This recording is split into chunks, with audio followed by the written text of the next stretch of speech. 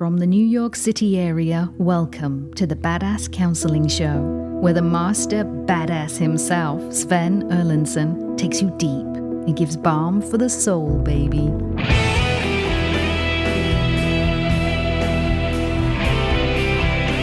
Woo, Daddy! Come on now. Here we go. I am Sven Erlandson. This is the Badass Counseling Show.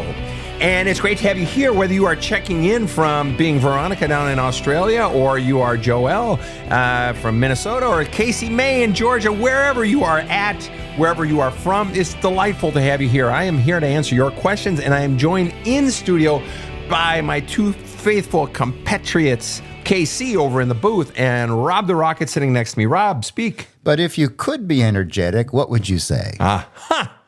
Yes, I tell you what, jolly joker. There's one in every group. All right, so we're going to fire it right off. Here we go.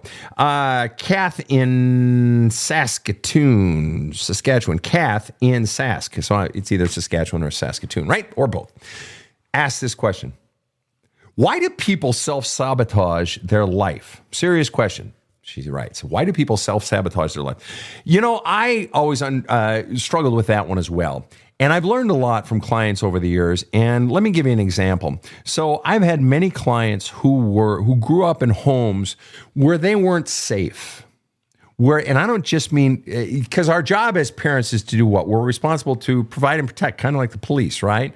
Provide and protect. But what we're only now in the last few decades beginning to realize about parenting is we're not just responsible for protecting the child from the wolves outside the gate, or protecting our 13-year-old daughters from the wandering fingers of young men. No, and in fact, a lot of young women are just as crazy nowadays as young men used to be back in the 70s and 80s when I was growing up. No. It's not just that we have a responsibility to protect our children emotionally, and very often to protect them from ourselves, because nothing's going to do more damage to your child than your own childhood that you haven't yet healed. You ask the question, why do people self-sabotage their life? I've had clients who grew up in homes where they were not emotionally safe, and where no matter, here's one for instance to your question, where no matter what success they had, a parent or a sibling was constantly undermining them, constantly attacking them. Oh, well, that other team wasn't very good anyway, or you're not any good. Your team carried you. Or, you know what, your sister's better than you at that.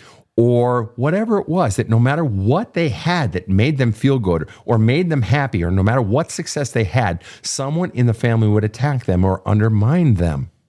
So in order to protect themselves, what the child does, the child's not even conscious that they're doing it very often, is they will avoid success.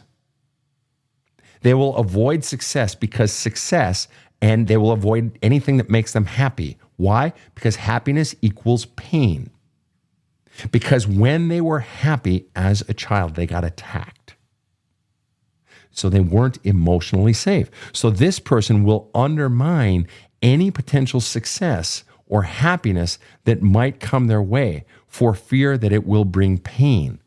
And it may have nothing to do with you. Let's say you have a friendship with this type of person, that they won't want to get too happy. They won't want to invest too much. They won't want to get too close to you, even though a part of them wants to, because they're afraid that if they start to feel good, that someone's going to hurt them. Someone's going to take that happiness away. So it's better to not get happy at all. In relationships, why do people self-sabotage?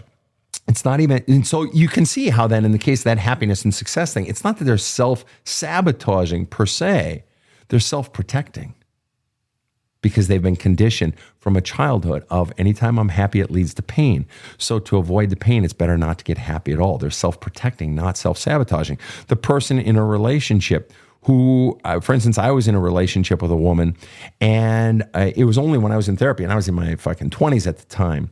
And what the therapist basically helped me see after the relationship had sort of ended, the therapist helped me see, Sven, she has to blow up the relationship and blame you, because she's terrified that she would have to take any responsibility for the dysfunctionality of the relationship. But more importantly, she's terrified that when you get to know her, that you won't like her. She thinks she's been taught to think so little of herself that she's convinced if you really got to know her, if she really opened up, that you wouldn't want her. And that would hurt so much. So it's better to push you away first than to face what she believes is inevitable, and that is that you will push her away. So again, that is someone that seems to be self-sabotaging, but they're actually self-protecting based on pains from their own past.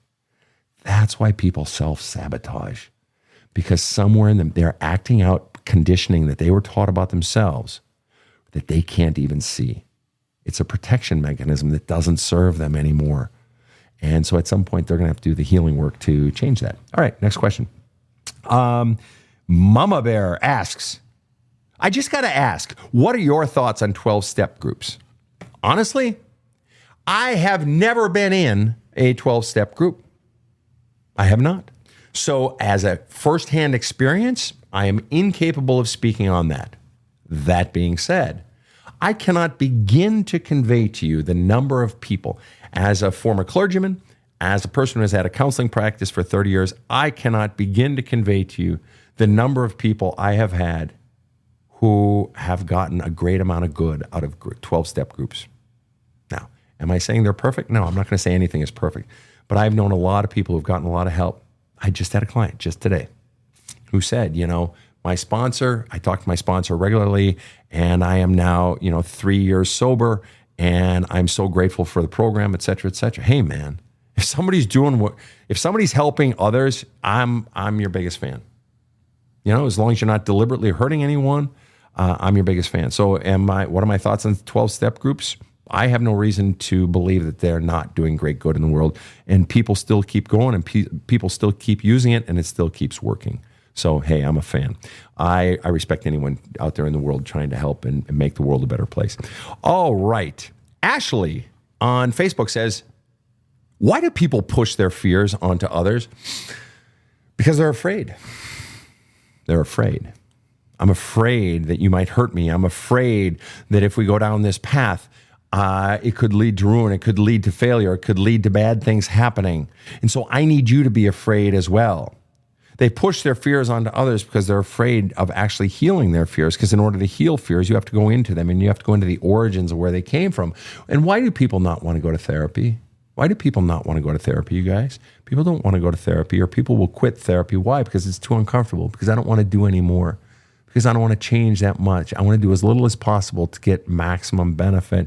And therapy is scary and it's uncomfortable. Well, it's the same sort of thing for why people push their fears on others, because it's much harder for me to actually do the work to change. So I'm going to push my shit onto you. Next question. Erica asked the question. This is on Facebook still. Erica asked the question, Sven, my husband and I separated almost 2 years ago, and he still thinks he doesn't owe me or my family an amends. He says he doesn't have a part in those things. Okay. And that sucks, doesn't it, Erica? Of course it sucks. He's basically saying, fuck you. I don't owe you an apology. I don't owe us any sort of reconciling. I don't have to fucking own my shit. I don't have to acknowledge anything I've done. Fuck you. Fuck you. That's what he's doing. And he doesn't want to look at his shit because people don't want to look at what they've done wrong. It's why so many parents nowadays of adult children don't want to look at the shit that they've done wrong. It's easier to blame the kid. They say, oh, kids need to be accountable. Yeah, parents need to be accountable. They had all the power. Who more needs to be accountable? Oh, you're 18 now, get over it. Oh yeah, that's fucking brilliant, genius. No, that's not how it works. Okay, so back to this. He has no interest in owning his shit because it would be painful. Admitting he's not perfect. And furthermore, and some people grow up being taught that to admit fault, to apologize is weakness, which is just the most asinine, fucking self-protective, fuck you to other people that you can possibly think of. I never want to apologize because it makes me look weak, makes me feel weak. It's just like, oh God, run away. You don't want a relationship with that person. So you ask, he still thinks he doesn't owe me or my family an amends. He says he doesn't have a part in those things. You didn't really ask a question, Erica, but the bottom line is, I hear you saying, so what should I do? You should realize that you are in a relationship with a person who doesn't think he has to apologize, who doesn't think he has to own his shit. So to which I ask the question, do you really want to be in a relationship with someone who doesn't own the pain they cause? Do you want to be fucking miserable, people? Get into a relationship with someone who someone who won't apologize, someone who won't own their shit. Or you want to be miserable? Get into a relationship with someone who will give a 50-cent apology for a $500 crime. You ever had one of those where someone's done a lot of damage or they've done multiple things wrong and then they say, hey, I'm sorry for everything I did. Okay, let's move on now. Whoa. Somehow that wasn't really satisfying. I heard the words, but it's not like you really saw what you did. It's not like you really fucking acknowledged what you did. I got a buddy of mine who came to me and who was having problems with his adult son, alienated from his adult son because he pushed him so fucking hard growing up in sports, right? Soccer, pushing him to be like some fucking pro, the shit he didn't have growing up. And I made the father fucking look at your shit. And I want you to make a list of everything you've done wrong to your son. Everything way that you think you could have possibly hurt him. Let's see that you want it. Let's see that you want to help your child heal. List the shit that you think you've done wrong. And then list inside of that what you should have done instead. And then start writing some apologies for those and give that to your son and tell your son, you never have to have a relationship with me. You never have to forgive me for anything. I just want you to know that I see what I have done and it was wrong and it was bad. And if there's more that I've done, I want you to tell me so that I can take those rocks out of your back. Now that's love. When I'm not doing it for me to get a relationship, I'm not doing it so that you'll forgive me and make me feel better, where I'm doing it strictly for your healing. Now that is genuine love. That is self-sacrifice. That is love. Next question, Rob, give it to me. All right, from YouTube, it's Angie who asks, how do I deal with my partner's baby mama who doesn't want me around her kid because she doesn't like me? My partner's baby mama doesn't want me around her kid, so that's my partner's child. How do I deal with it? My question is, how is your partner dealing with it? Is your partner leaving you high and dry? Is your partner saying, well, hey, you know what? She doesn't want you around it, so I really can't. If so, your partner's a fucking coward, and your partner is scared of his, to use your word, baby mama. He's scared of her, and he's not fucking backing you up, right? And if he's not backing you up, then you have to be aware of the fact that the baby mama isn't your biggest problem. What's the problem is you are with a partner who is still afraid of his ex. You're with a partner whose ex has more power over him than you do. Not that you need to have power over him, but he's more afraid of the baby mama than he feels love and a sense of protection of you. You hear that? He's more afraid of her. His feelings of fear of her are greater than his feelings of desire to protect and look out for you. You see how that's a problem? Yeah, that's a problem. But you ask, how do I deal with it? I'd say to your partner, fucking stand up for me. Rob, is there an addition? It looks like there's something you were going to say with it. Okay.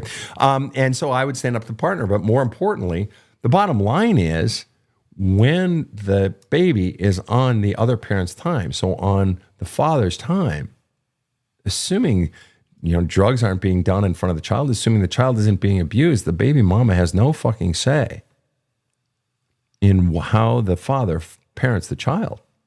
When I went through a divorce, I had 2 kids, and there's an attempt to control how I parented the children. Sorry, you don't get to do that. We can talk, and I'm open to listening, but when the children are on my time, I will raise them the way that I feel these children need to be raised. And when they are on your time, I may have ideas and we can talk about it, but if you're not open to talk about it, in the end, assuming you're not being abusive, I have no say over how you raise the children on your time. And that's fucking hard as shit. And for a lot of parents, a lot of single parents or co-parenting parents want to control how the other parent parents, and you don't get to do that. And so they'll use the child as a weapon. They'll weaponize the child. Well, then you don't get to have the child if you don't do it my way, because I got to control it because I'm fearful of someone else getting involved in my child's life. And I don't want another woman. I don't want a stepmom. I'm fearful of things not being in my way. I'm fearful of. And so they try to control shit, and someone's trying to control you. Rob, you got to follow up on that. Yeah, Angie just added, we also have a kid together. Oh, God. Oh, boy. The plot thickens. Yeah, it does. Bottom line, Angie, is the question you need to be asking yourself and you need to be asking your partner is, why are you backing down to your other child's mom? You have every right. He has every right as the father of the child, assuming there is no abuse, he has every right to parent that child his own way, and which means he has the right to introduce you into the life of the child and have you be a regular presence in the life of the child. And if he's not willing to do that, it says he's afraid of her. He's probably afraid of her, hounding him or backlash or anger or whatever. And it's just like, well, then you're in a relationship with a fucking coward, and you have someone who won't stand up for you. Isn't that a nice feeling? No, it's not. It's fucking horrible. By the way, I don't say the word that way. That's my girlfriend. She grew up in the Bronx. She says horrible, horrible. No, it's horrible. It's a long O. Anyway, all right, next question. Well, there's a follow-up on this. Separate person on TikTok, Spy, is asking, how do you reestablish a healthy co-parenting relationship with an insane narcissistic ex? All right. And I'm just laughing at your word choice, all right? It's a legit question. I'm going to treat it legit, all right? But that's my insane narcissistic ex. You say the word Spy. You say, how do you reestablish a healthy co-parenting relationship? Reestablish implies that you had a healthy co-parenting relationship, to which I would want to ask the question, what happened? Why did it become unhealthy? Why are you having to reestablish? And that would help me dive deeper into what the solution would be. But how do you reestablish a healthy co-parenting relationship with an insane narcissistic ex? Firm boundaries. You have to have firm boundaries. You have to be strong. Co-parenting with anybody who's being selfish or an extreme taker or controlling, as in the case of the person we were just talking to, requires you to stand up, be strong, and not back down. And they have only that their self being insane, narcissistic, overbearing, all that is because there was no containment. There were no boundaries. There were no fences. So you have to stand up. I'm willing to bet you might be a bit scared of standing up and not backing down, but that's precisely what you have to do. In other words, the person has to respect you, and they'll only respect you if you stand up for you and respect you by asserting your strength and saying, no, we're going to fucking do this as equal, and don't let them run over you. All right. So I've got a question here, and this is a book-related question. The person, Tammy, on Facebook is asking the question, I bought your book in 2021. She's referring to There's a Hole in My Love Cup, and I know that because Badass Wisdom, one of my other books, only came out about 8 months ago. Tammy says, I bought your book in 2021, and I can't get through the first journaling assignment, chapter 1, first journaling assignment.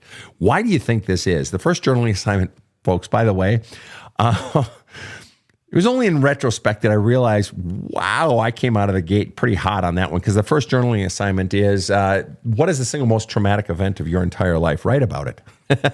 Chapter 1. Where's the book going after that? Right? And people are like, fuck, man, I don't fucking know. Other people are like, I have so many. Where do I start? I have so many that I have people who say, I didn't really have any major traumatic events. All right.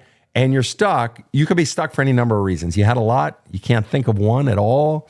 Or there are so many, you don't know where to start, or you're afraid of making a mistake, Tammy, or you're just scared to go into it all. It could be any one of those reasons. Do this. Just pick one thing. In fact, don't even worry about picking the biggest, whopperest pain of your life, traumatic event. Start with the most recent, like last week, or like yesterday when somebody cut you off on the street and you got pissed off. Start with that. Journal about that. Just pick one random thing. It doesn't have to be perfect. Start with one thing and start journaling about it. Start flushing out your memory, the memory itself, and writing out the feelings, the emotional charges attached to the memory. Start writing about all of it. And the more you write about it, and the more you welcome those feelings that you felt when the person cut you off in traffic, the more you welcome those feelings, the more you are decharging the feeling. You're allowing yourself to feel it. You're writing about it. Well, it pissed me off. And I'm feeling a little sad because I felt disrespected by the person. I'm feeling that, and flushing. You are fine. Remember, people, feelings are like trains coming into a station. Feelings have a natural trajectory. They come, and as a result of stimuli, they come into our lives.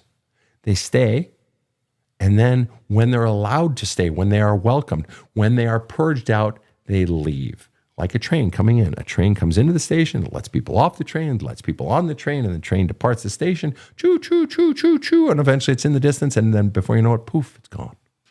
But if we don't allow the train into the station, if we don't welcome our feelings, if we are taught your feelings are bad, or I'll give you something to cry about, little lady, or whatever it is, if we don't allow our feelings, or we're conditioned to believe our feelings don't matter, we'll never let the trains into the station. And then we have a backup of trains. We have a vault full of fucking feelings that we've never allowed ourselves to feel. And that's when we have to begin to flush all that shit out. And so very often we're terrified. This is why people don't go into therapy or leave therapy because it's so uncomfortable to finally go in and feel those feelings that you've kept locked down for so long. Rob, you want to say something? Yeah, feelings can be fleeing. And did you know that fleeing is an anagram of feeling? Wait a minute. Fleeing or feelings can be fleeting? They also are fleeing. Okay, so after you allow them in, they will go away. They'll be fleeing. Fleeing. And fleeing is an anagram of feeling. In other words, anagram, just shifting the letters around to make a completely different word. Yeah. How about that?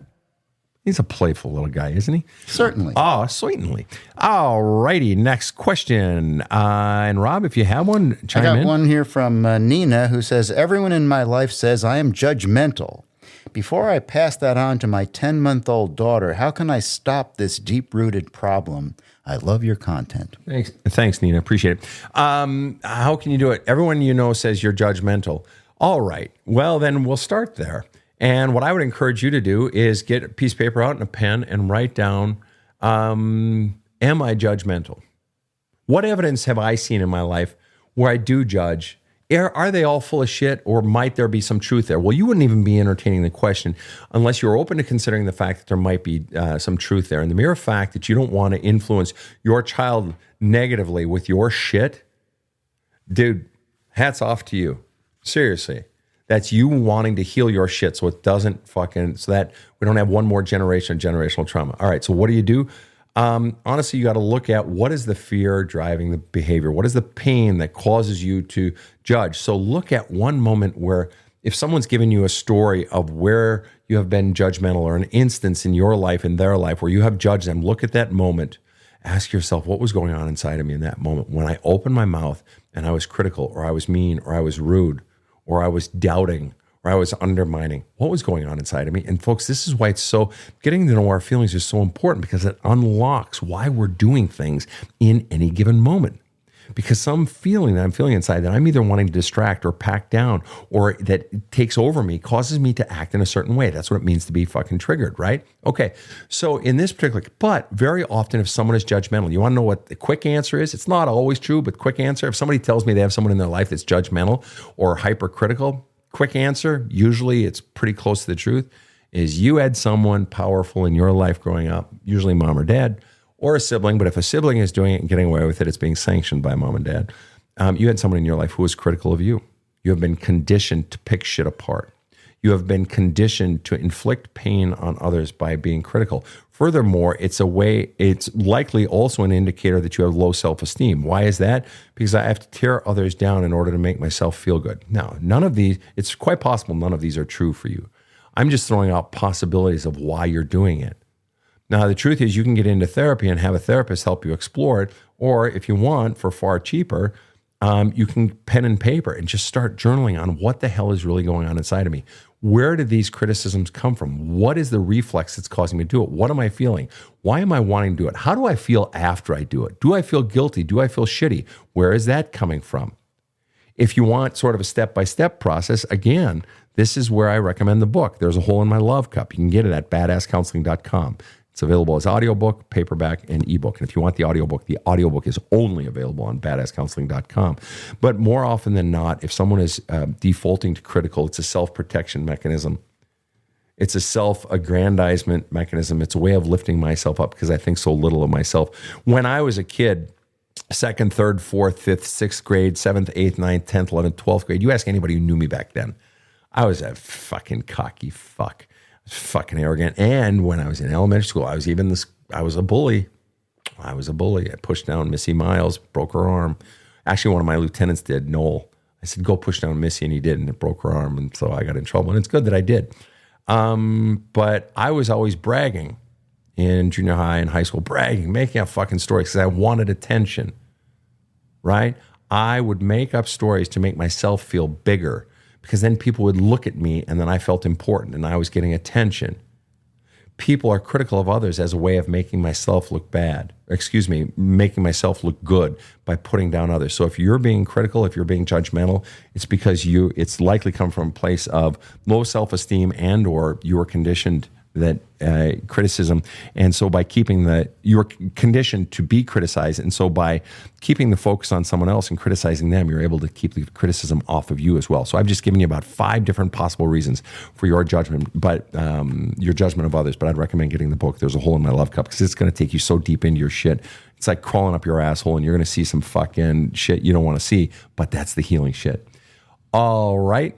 Next question will come right after this. We've got much more to come right after this short break. I had a really good start in my life, and I've been successful in my career, but I have to say I've learned so much and improved my outlook on life since I met Sven and picked up a copy of Badass Wisdom. With the daily meditations as journaling prompts, I've uncovered a lot of memories that weren't totally pleasant. With Sven's guidance, I've achieved some new understanding, and honestly, I feel lighter. Badass Wisdom is a great read in nice small bites, and I think anyone can benefit from it. So go to badasscounseling.com and get the book or the audiobook. It could change your life. This show provides soul counseling intended to entertain and inform and is not medical advice.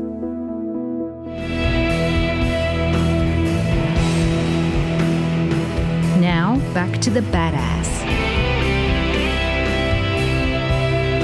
Hi, guys.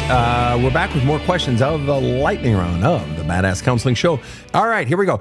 Crystal Shaw on Facebook says, I am scared beyond belief of being the center of attention. Yeah, a lot of people are. They realized at a very young age that when the attention was focused on them, it brought pain. Somehow being seen, being noticed, brought criticism, brought ridicule, brought put-downs, brought physical pain, whatever it might have been. And so they learned at a very young age to survive, avoid the spotlight. That's totally understandable. And that's, which means though, Crystal, that whoever conditioned you, whoever hurt you when you were in the spotlight is still running your life because you're still living in fear of being the center of attention. Now, I'm not saying you should be the center of attention. I'm not saying that there's anything wrong with your fear, nothing like that. I'm simply saying that if you're still living beyond belief, scared beyond belief, that says that whoever hurt you back then is still running your life right now because you're still living in response to the pain they caused you, which means there's healing to do. Remember, people, your triggers are giant X marks the spot. It's like the pirate map of where the buried treasure is. Every time you're being triggered, that is your soul saying, heal right now. Start digging right here on this exact topic. Every trigger is like the greatest blessing in disguise because it's showing you exactly where you need to heal next. Next question. On TikTok, my son died and no one in my family cares whatsoever. Well, first of all, let me say I'm so fucking sorry. I have not had a child die. I have no idea the enormity of that pain. I've counseled literally hundreds, bordering on 1,000 or 2 people over the years, over the last 30 years, who have lost a child. And I know that healing from that is possible. But I also know the pain from it is brutal. Brutal. But I would want to ask you this question. I wish you the best, which is your handle here on TikTok. If you and I were in counseling and I was counseling you, or if we were just having a respectful, honest, kind conversation, I would want to ask you this question. It's a fucked up question, but I would want to ask you in the spirit of honesty and kindness, and it's an honest question coming from a place of ignorance. Teach me. Because you state, my son died and no one in my family cares whatsoever. You're taking this point of fact, my son has died, and then this explosion of shock that no one in my family cares. And I would want to ask you, which for you is more painful? There's no right or wrong answer. Everybody is different. Which is more painful for you, the death of your son or that your family turned their back on you and they truly don't care? You are in the most pain of your entire fucking life. And your family, your quote unquote family, doesn't care. Which is the more brutal reality? Not that negates the other one, but the mere fact that a person would even ask that question implies, what I'm implying is having your family turn on you in your moment of need is a brutal truth. And what you're facing is they truly don't love me. Let me ask you all a question, and I'm continuing my answer to your question here, but let me ask everyone a question. I want to ask every single person watching or listening right now, whether you're on YouTube or TikTok or Facebook, I want to ask you this question. Should a person, as you see it, should a person be judged on their actions or their words? If you had to pick one or the other, which would you choose? Give me your answers right now. Give me your answers. Be judged on their words or their actions? Okay? Which is it? Which is it? Weigh in. I'm going to come back to your question. Actions. Jacqueline says words. People saying actions. Trish Pun says actions. Andy says actions. Farmer Bean, actions. T. Jess says both. No, you don't get to choose both. I want you to choose one or the other. All right? Come on, guys. Play along. Jazzy says both. Don't say both. You got to pick one or the other. If you had to pick one, Angel Marie says actions. Roxanne says actions. Lisa Woodard, actions. Noreen, actions. Joanne, actions. Jason, actions. All right. Cassie, actions. Okay. Everybody has a different opinion. There's no right or wrong answer. But here's the thing. And yes, Helen, words do have power. I agree. All right. I'm a man of too many words. All right.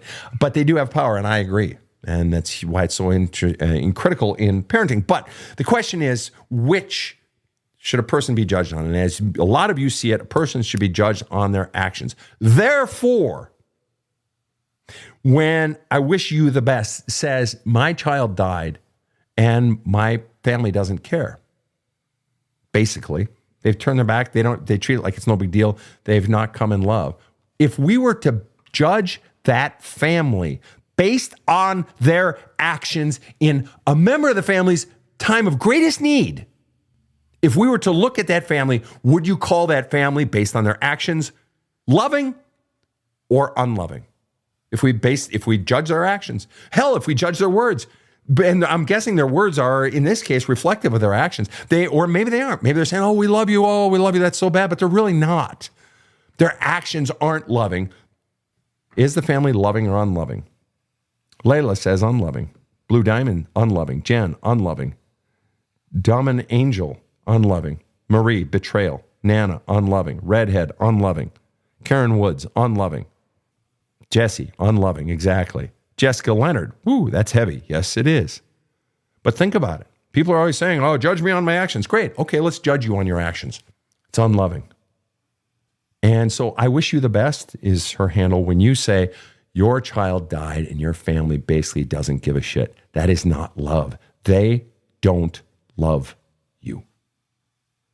Regardless of whatever's coming out of their fucking pie holes. Whatever yammering they may be saying, in action, they don't love you. And this is a lesson to all of us. Now let's extrapolate. Now let's pull it back to all of our situations. Are the relationships you're in, the love relationships, the family relationships, the boss-subordinate relationships, the friend relationships, are their actions conveying love? Yes or no?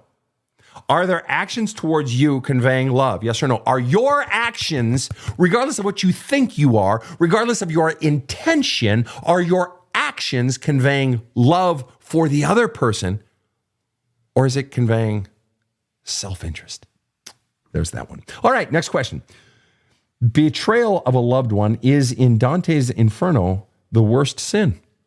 There we go. How about that? Betrayal of a loved one, which is hence the Judas story and Christian lore, all of that. All right. Oh, and and CDR Patton says, words are actions when you constantly belittle or bully. Ooh, well fucking played. Very insightful. I like that. Lisa Woodard chiming in again. Wow, this is a lot to chew on. Fucking A right, man. We go deep here, guys, don't we, right? We kick some ass. This is the deep shit. The real healing happens deep. As I write about in my book, There's a Hole in My Love Cup. What do I say? Trying to just change behaviors, trying to change actions, never changes actions long term. If you're just trying to change your behaviors or your actions, or you're just trying to change someone else's behaviors or actions, it won't stick. The only thing that causes change to stick is when you go way down to the core beliefs driving the actions. It's like, you guys have heard me say this before, it's like a ship leaving the port of Los Angeles that is now headed for Australia. Okay? Well, it's got this giant fucking ocean to go across, the Pacific Ocean. Do you know that if the navigation in that ship is off just a few degrees at the very beginning of the journey, tick, tick, tick, off just a few degrees, by the time it crosses that giant ocean, it doesn't end up in Australia. It may end up in Korea or China or Russia, all lovely countries. But if you're heading for Australia and you end up in, Russia or China, especially depending which season it is, you might be a bit underdressed. lovely countries, I'm sure.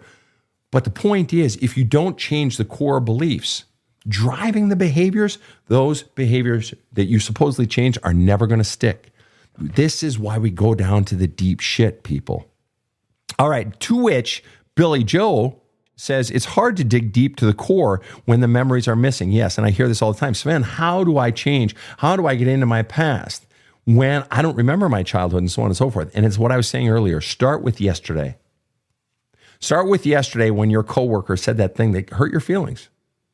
Or start with, that whatever it is that is happening in local politics that pissed you off, right? Journal on that. Journal about your feelings. Start with something simple. Start with, your postman keeps taking your mail up the street to your neighbor's house, and it's a pain in the ass to have to go up there and get your fucking mail, and it pisses you out. It's like, God, what's with this person? Now, my brother was a postman, so I love the post office. Mad shout out to the U.S. Postal Service. Point is this. Choose one thing, any little thing, journal on that, flush out the entire memory and all of the feelings that are attached, all the emotional charges attached to it. Start small. Start with one, then go on to something else. It doesn't even have to be childhood related. Start with the here and now. And the more you do that, the more you get into the practice of flushing out a memory and flushing out the pain attached to it and the anger and the sadness and the rage and the betrayal and disappointment, you're developing a habit, you're developing a skill, you're developing a discipline. And what's going to happen is your soul realizes that you're flushing stuff out, and it's going to send up something more. It's going to send up that thing from, when you had your end of the year review back in December, and the feelings you had and how much it hurt because your boss said, hey, you're really still screwing up in this one thing. You're doing great on these other things. This one thing needs to change. And how much that hurt. Now we're bringing up something good. And you work on that and you flush out all the pain and the anger and how much that hurt, et cetera. And more stuff is going to come up. And eventually you're going to start, almost magically, you're going to start having memories of childhood, ones that even have emotional charges. Your soul is getting the message from you that you finally feel safe enough handling feelings, handling memories. So bit by bit, it's going to send up a bit bigger ones for you to work on and flush out and heal yourself. And that's a beautiful thing. It's opportunity. So don't worry if your childhood memories are missing or if you only have a few. It's okay. Start with what you have. Start with your best friend got a cancer diagnosis last week. Start with that and how scared it is you feel for him. All right, start there. Start with your dog died 6 months ago or your horse died after 14 years and you never grieved the death of your horse. Start there. All right, guys. We're going to take a couple more questions and then we're going to call it a groovy day. Rob, you got one you want to run by me? Or? Yeah, I have to paraphrase this from AJ. It's very long, but I think the bottom line is an interesting question. All right, everybody put on your thinking caps, your good listening caps. Let's all sit quietly. Rob's going to paraphrase. Hit it, Rob. No pressure. All right. AJ had a very tough background, complex PTSD, abuse, neglect. 10 of his friends died since he was 13. He's in the process of healing. But he's noticed while he's having more self-confidence and self-love, he has no tolerance for disrespect of any kind. And he can see this possibly severing his relationship. So, what advice do you have for continuing to heal those wounds from childhood while maintaining self-confidence and self-love without sabotaging connection? No, AJ. All right, that's a good one. I like that. I like that one, AJ. That's a great question. Then, because what you're coming up on is, and I talk about this in the book, and that is the price of becoming your authentic self. And I talk about in the book, there's a hole in my love cup, which you can get on my website, badasscounseling.com, audiobook, paperback, ebook. What I talk about is the more you have the courage to be, say, do, and become on the outside of you, who you really are on the inside, the more you become acquainted with your authentic self, and the more you have the courage to put that out of you, 3 things are going to happen. And this is what you're talking about. You're talking about standing up for myself, not tolerating disrespect, which I think is fantastic. And I love you for it because that's a sign that you are fundamentally shouting to the heavens, I matter and I won't be disrespected anymore. That is such a wonderful thing. I love that, AJ. I swear to God, I love that. Okay. Here's the thing. 3 things begin to happen. The more you can have the courage to be, say, do, and become on the outside who you really are on the inside is 1, you start to lose people. You start to lose people. Either they walk away from you or you find that you want to walk away from them. Some of the people are going to be people you thought you would have in your life forever. Sibling, parent, child, lover, old friend, coworker. Why? You're going to start to lose some people. Not all of them, but you're going to start to lose some people. Why? Because you have people in your life who are married to the idea of who you've always been.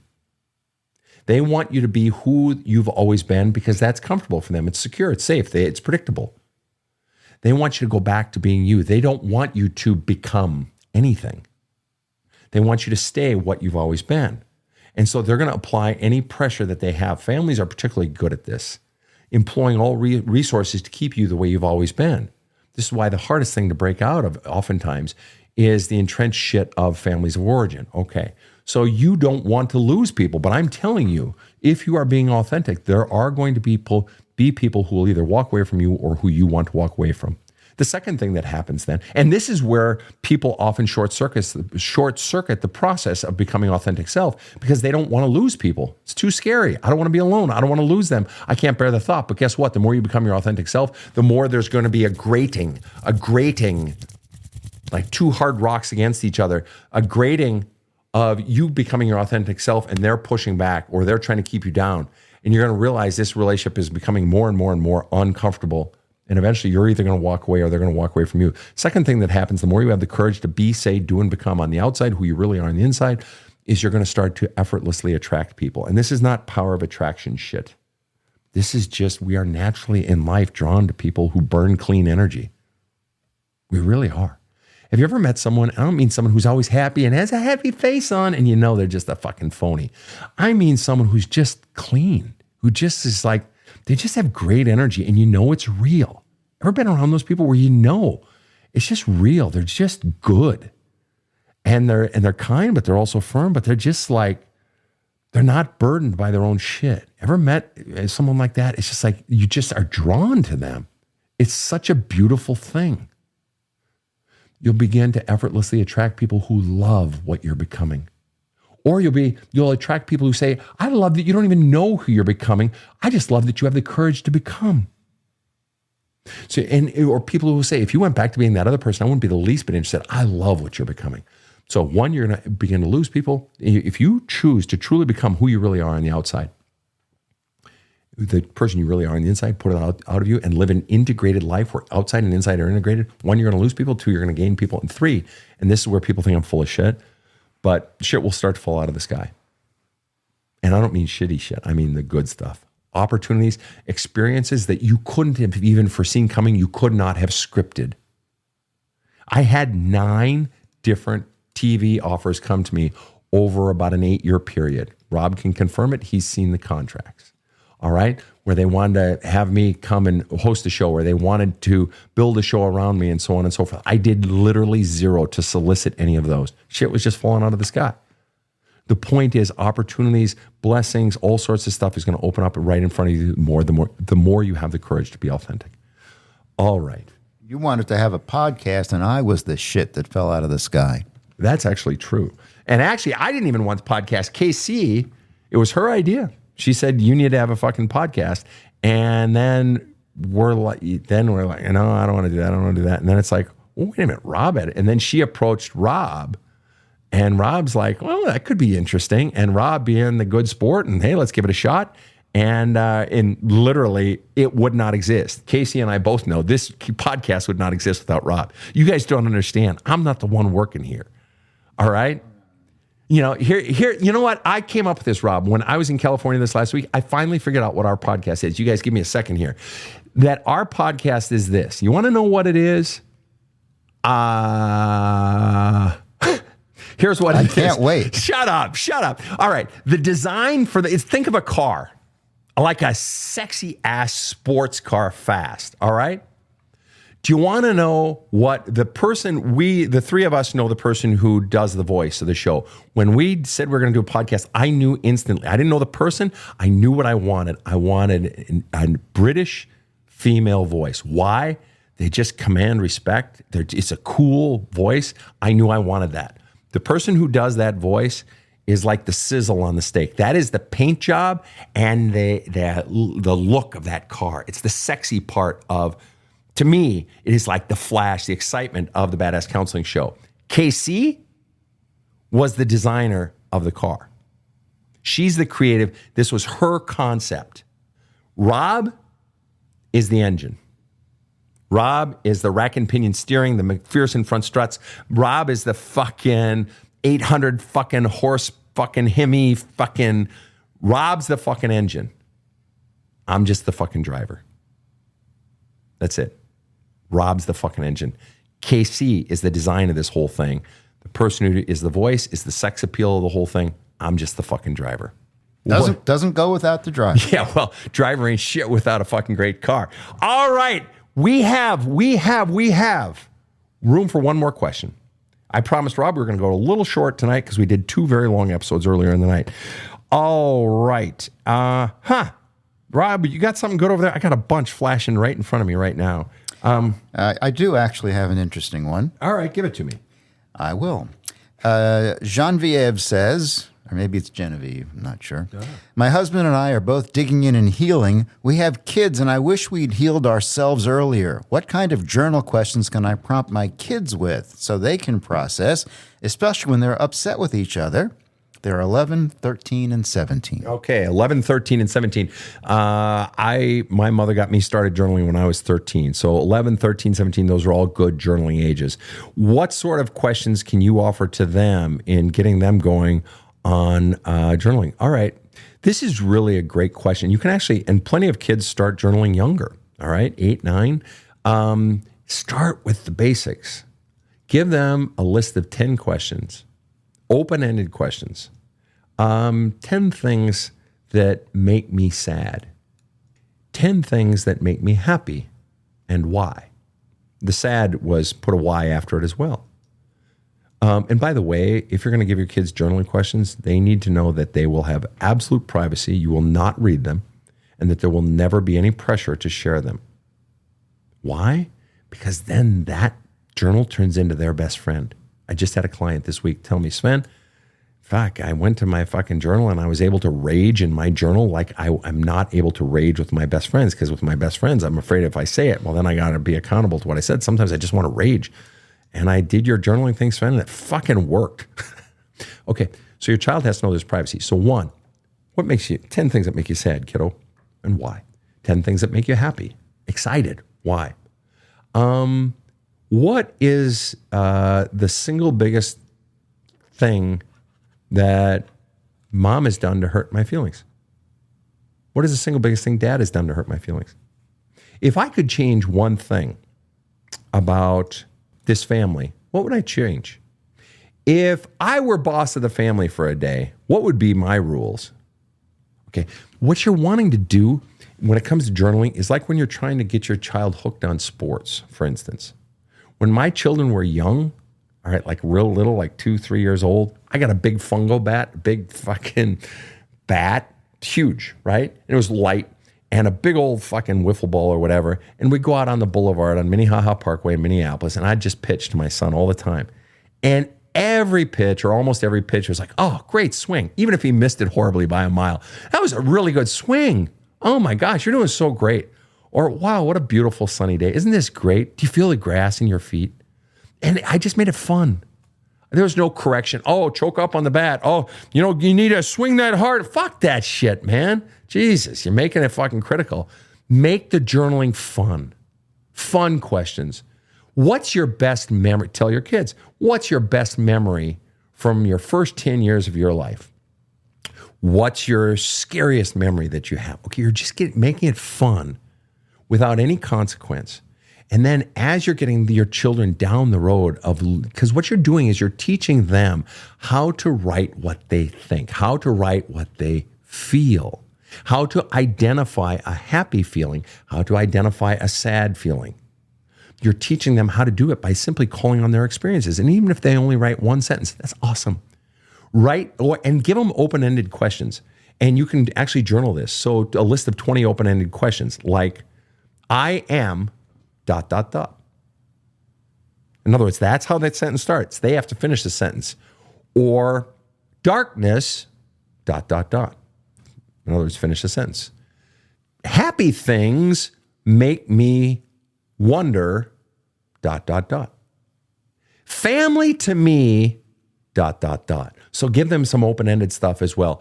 But the bottom line is the mere fact that you are wanting to get your kids journaling is great. The best thing you can do is heal your own shit, though.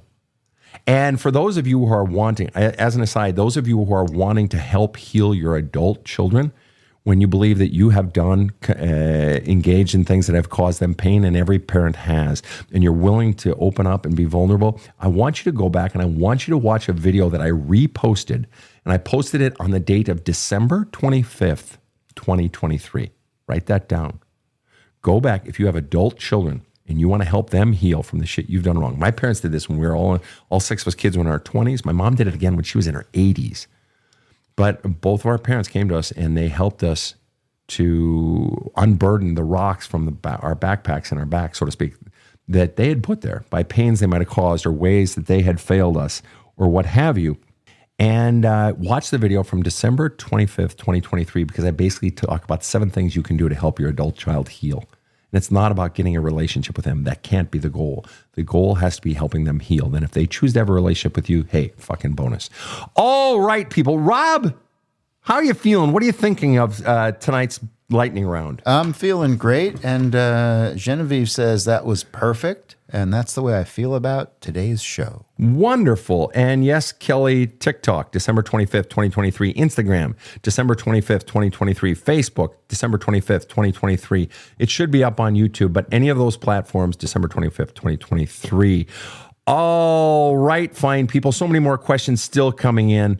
But I'm afraid we have to say goodnight because we need our beauty sleep, as you can tell. And yes, it has been fun. We enjoy this, and it feels good to know that we can maybe provide a little bit of help, doing a little bit to brighten our corner of the world. Yes, it is a North Star's cap. It's been great to have you guys here. I love you all. Thanks for tuning in. And please, if you are ready to do some more serious healing, going deep, there's my book, There's a Hole in My Love Cup, and my book, Badass Wisdom, which is a 366-day daily inspirational sort of a meditational type book with journaling prompts. But There's a Hole in My Love Cup is the one that's a bestseller, and it'll kick your ass. You can get it. Both of these are available as audiobook, taped right here in Rob's studios. On badasscounseling.com. They're also available as paperback and ebook, and There's a Hole in My Love Cup is available in Spanish now. So if you speak Spanish or know someone who speaks Spanish more fluently than English, please get the Spanish version on badasscounseling.com. I love you guys. Thank you again for tuning in around the world. On behalf of my team here, this fancy, sexy, fast car that we are, have a kick-ass day. The Badass Counseling Show is strictly copyrighted. No copies may be made without the express written consent of the Badass Counseling Show, LLC. The Badass Counseling Show is produced by Karen Camparelli and Robert H. Friedman. Executive producer Sven Erlandson. Original music by 2-time Emmy Award-winning composer Trevor Morris. Have a kick-ass day.